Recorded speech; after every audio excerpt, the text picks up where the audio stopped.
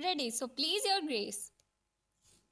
I'm sorry for you. You are come to answer a stony adversary, an inhuman wretched incapable of pity, void and empty, from a dram of mercy.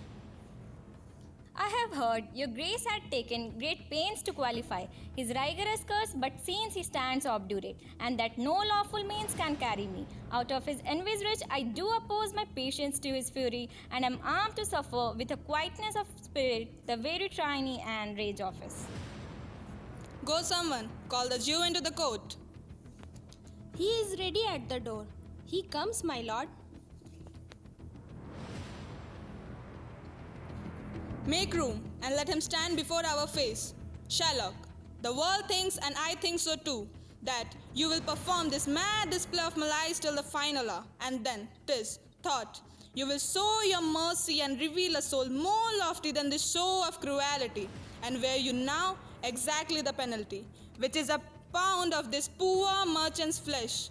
You will not only lose the forfeiture, but, touched with human gentleness and love, forgive a portion of the principal, glancing an eye of pity on his losses that have a laid so huddled on his back. We all expect a gentle answer, Jew. I have possessed your grace of what I purpose, and by our holy Shabbat have I sworn to have the due and the forfeit of my bond. If you deny it, let the angel light upon your charter and your city's freedom. You'll ask me why I rather choose to have a weight of carrion flesh than to receive 3,000 ducats. I'll not answer that, but say it is my humor. Is it answered? So I can give no reason, nor I will not. More than a lodged hate and a certain loathing, I bear Antonio that I follow thus a losing suit against him. Are you answered? This is no answer, you unfeeling man, to excuse the current of the cruelty. I am not bound to please thee with my answers. Do all men kill the things they do not love? Hates any man the thing he would not kill. Every offense is not a hate at first. What? Wouldst thou have a serpent sting thee twice?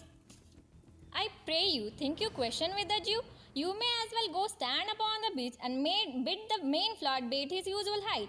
You may as well use the question with the wolf, why he had made the ewe blade for the lamb. You may as well forbid the mountain pines to wag their high tops and to make no noise. When they are threatened with the gods of heaven, you may as well do anything most hard. As seek to soften them, which what's harder, his Jew is hurt, therefore I do beseech you. Make no more offers, use no farther means, but with all brief and plain conveniency, let me have the judgment and the Jew his will. For thy 3,000 ducats, here is 6. What judgment shall I dread doing wherein 6 parts and every part a ducat? I will not draw them, I will have my bond. What mercy can you hope for, showing none?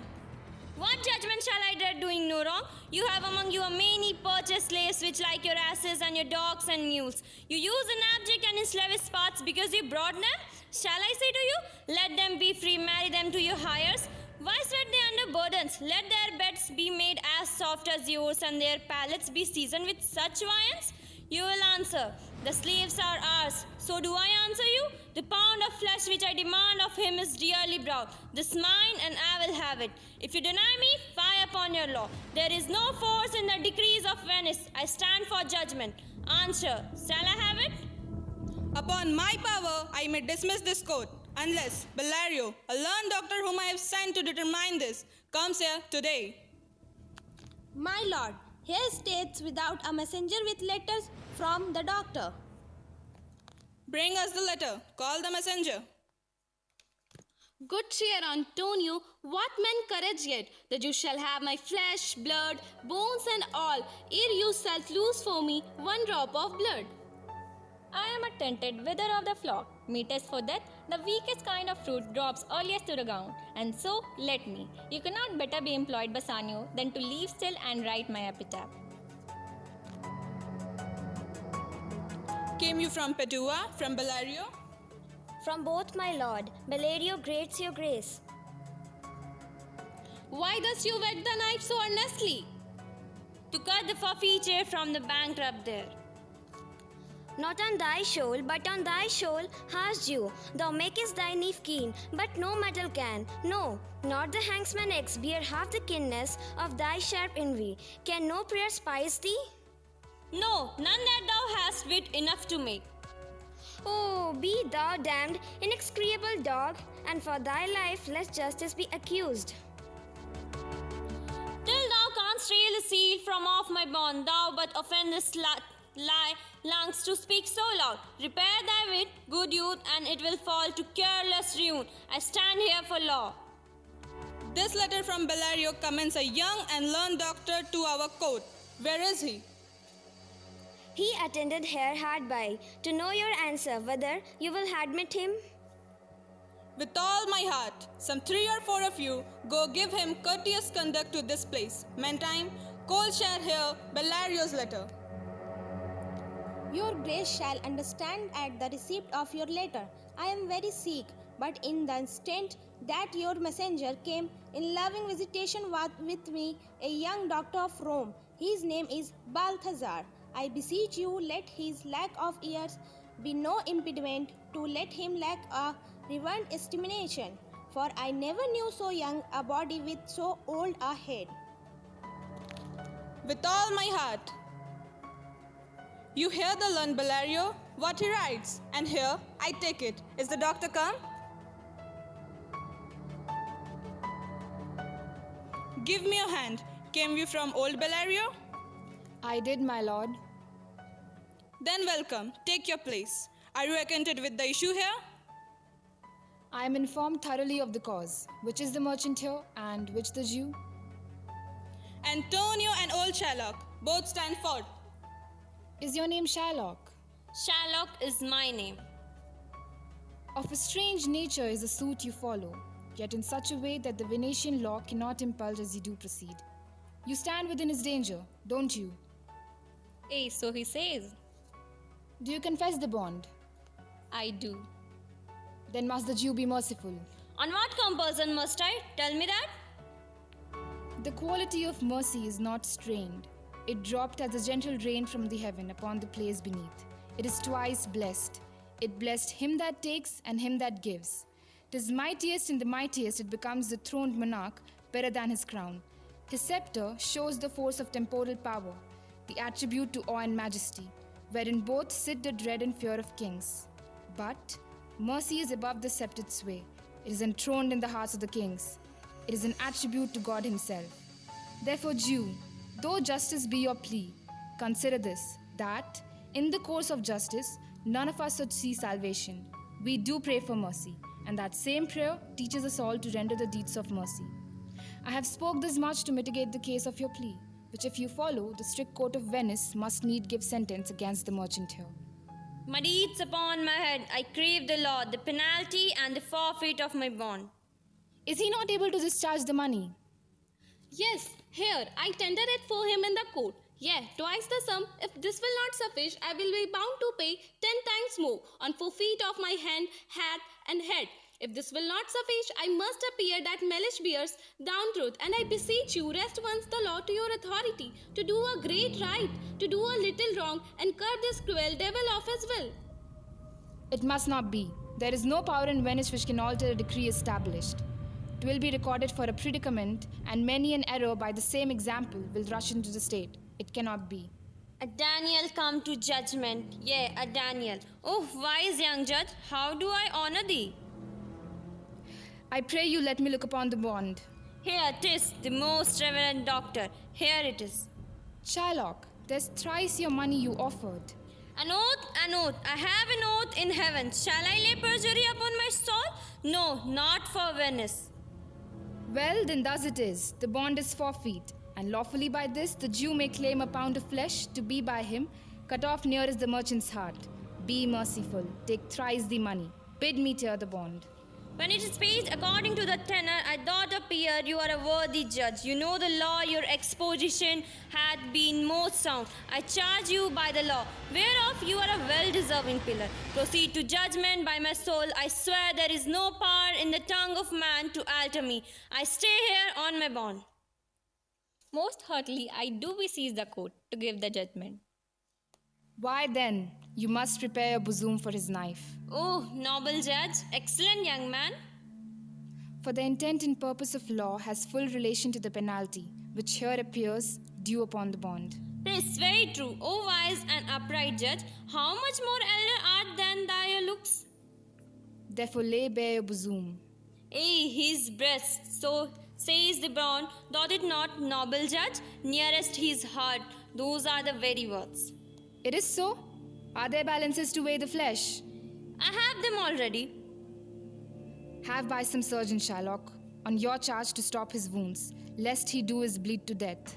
Is it so nominated in the bond? It is not so expressed, but what of that? You do so much for charity. I can't find it, 'tis not in the bond. You, merchant, have you anything to say? But little. I am armed and well prepared. Give me your hand, Bassanio. Fare you well. Grieve not that I am fallen to this for you, for herein fortune shows herself more kind than in her custom. Say how I loved you, speak me fair in death, and when the tale is told, bid her be the judge, when Bassanio had not once a love.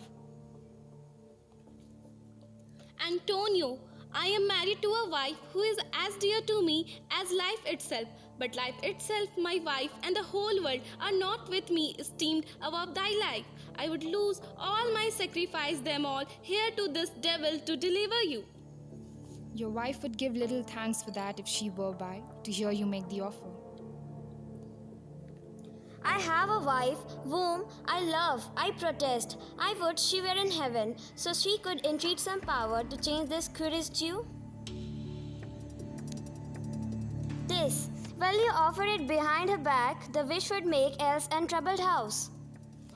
These be the Christian husbands. I have a daughter. Would any of the stock Barabbas had been her husband rather than a Christian? A pound of that same merchant's flesh is yours. The court awards it and the law gives it. Most rightful judge.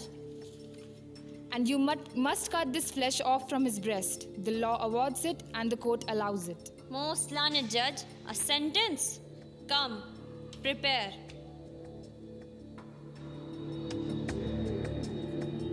Tarry a little. There is something else. This bond does give you a jot of blood. The words expressly are a pound of flesh. Take then your bond, take your pound of flesh, but in cutting it, if you shed one drop of Christian blood, your lands and goods are, by the laws of Venice, confiscated upon the state. Oh, upright judge, marked you, a learned judge. Is that the law? Yourself shall see the act, for as you desire justice, you shall have justice more than you desire. Oh, learned judge, marked you, a learned judge. I take this offer, then pay the bond thrice and let the Christian go. Here is the money. Soft, the Jew shall have all justice. No haste, he shall have nothing but the penalty. Oh, Jew, an upright judge, a learned judge. Therefore prepare to cut off the flesh. Said no blood, nor cut less, nor more, but just a pound of flesh. If you cut more or less than just a pound, you die, and all your goods are confiscated. A second Daniel, a Daniel Jew, no infidel, I have you on the hip. Why does the Jew pause? Take your forfeiture. Give me the principal and let me go. I have it ready for thee. Here it is. He has refused it in the open court. He shall have merrily justice and his bond. A Daniel still say I, a second Daniel. I thank thee, Jew, for teaching me that word. Shall I not have barely my principal? You shall have nothing but the forfeiture, to be taken so at your peril, Jew.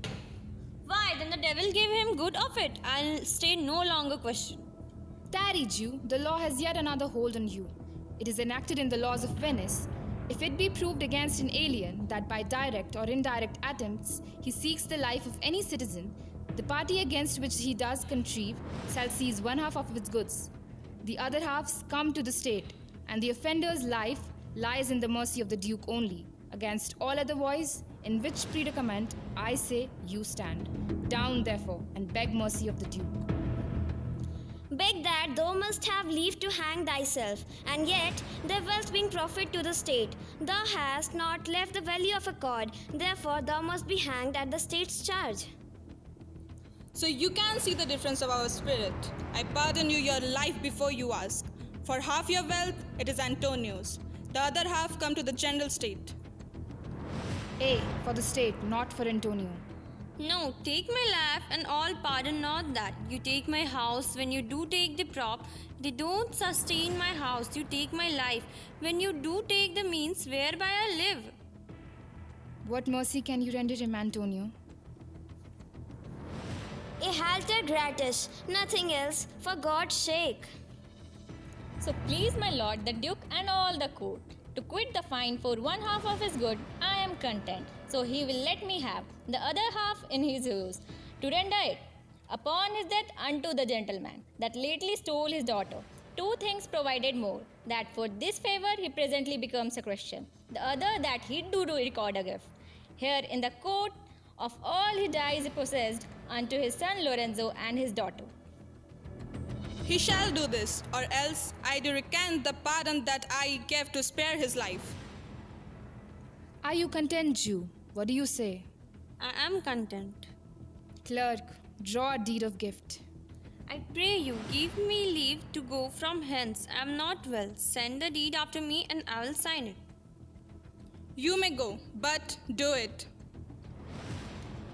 In christening shalt thou have 2 daughters. Had I been judge, thou shouldst have had 10 more, to bring thee to the gallows, not to the font.